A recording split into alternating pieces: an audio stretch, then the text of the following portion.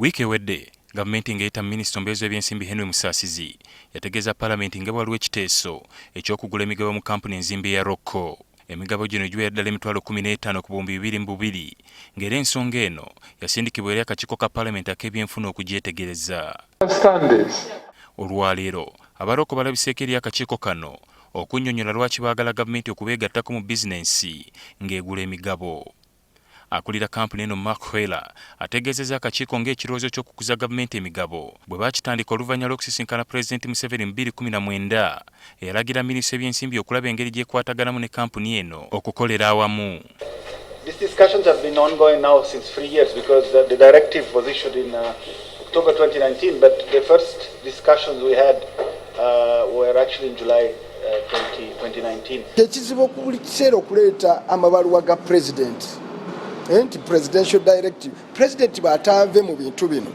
N'obubaluwa baliwo bwawandiika.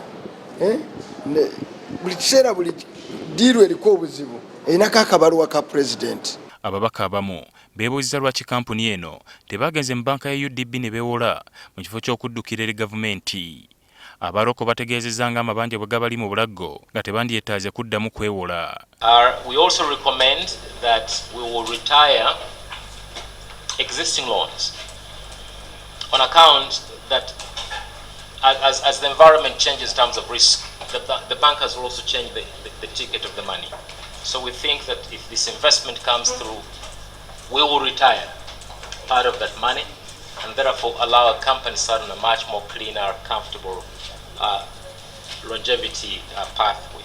Mugende ku stock list mu exchange musobole kutunda shares zamwe buli omu agule mu collecting sente. Abamu ku babaka era balaze obweraliikirivu nti kampuni endala enzimbi zaakusobola okuweebwa contract ensava okuva eri gavumenti anti enaabemu ku bannannyini mu kampuni ya Roko. Where will this move leave other players, other equally big companies, some multinational, some local companies in this country, when government, the major business partner in construction in this country, is one of the owners of one of the players in the business?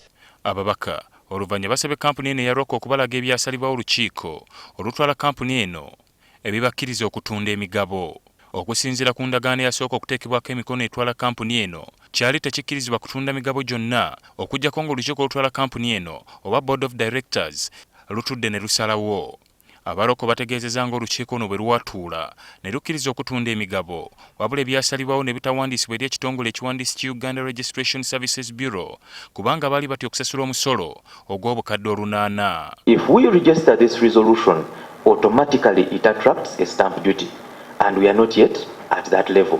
So the resolution was signed off pending registration and advice on stamp duty. That is the moment we place it with the Registrar General of Companies, it's going to attract stamp duty.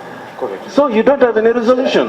You know, okay, honorable members, I think nebagana tebagirigisitalinga kuba balemwa okusasula batyo okusasula stamp duty ya milioni 800. Kakati omuntu ng'olina obukkiriza nti oyagala biliyoni 2.7 biliyoni 2.7 olema otya okuteekamu 800.